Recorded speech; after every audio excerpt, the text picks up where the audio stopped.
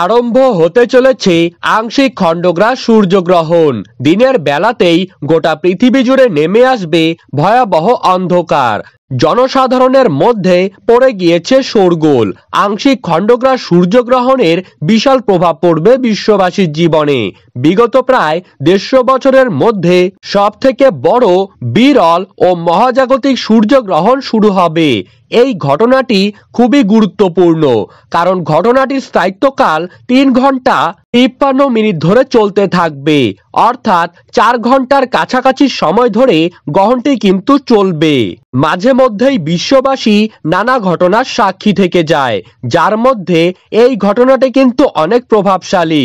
তো বন্ধুরা, বাংলাদেশ ও ভারতবর্ষের কোন কোন জায়গা থেকে এই সূর্যগ্রহণটি দেখা যাবে, তারই পাশাপাশি এই গ্রহণটি ভারত এবং বাংলাদেশের সময়ে কখন শুরু হবে ও কখন শেষ হবে, গ্রহণের মধ্য সময় কখন থাকছে, সূতককাল কখন থেকে শুরু হবে, এই সময় কি কি নিয়ম কানুন আপনারা পালন করবেন, বিশেষ করে গর্ভবতী মহিলারা এই সময় কি কি করবেন আর কি কি করবেন না, এই সমস্ত বিষয়কে কেন্দ্র করে বড় বড় জ্যোতিষবিদ কি কি সতর্কবার্তা জানিয়ে দিয়েছেন। তো তাই কিন্তু আমি আজকে আপনাদেরকে জানিয়ে দেব এই ভিডিওটির মাধ্যমে। তাই বিস্তারিতভাবে জানতে হলে অবশ্যই ভিডিওটিকে শেষ পর্যন্ত মনোযোগ সহকারে দেখবেন এবং আপনারা কোন জায়গা থেকে আমাদের ভিডিওটিকে দেখছেন সেই জায়গার নামটি কিন্তু কমেন্ট বক্সে লিখে জানাবেন।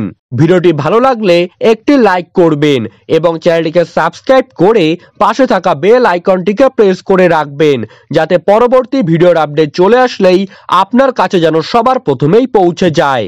তো চলুন এক নজরেই দেখে নেওয়া যাক। তো বন্ধুরা, বছরের প্রথম সূর্যগ্রহণ শুরু হতে চলেছে 29শে মার্চ 2025 সালে, অর্থাৎ বাংলার 15ই চৈত্র 1430 বঙ্গাব্দে।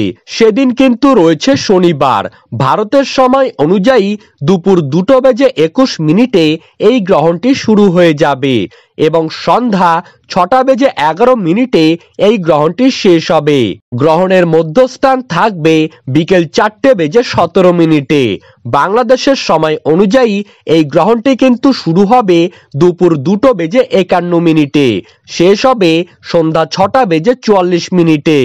গ্রহণের মধ্য সময় বাংলাদেশে কিন্তু থাকবে বিকেল 4:44 এবং গ্রহণের গ্রাসমান 0.937 থাকবে।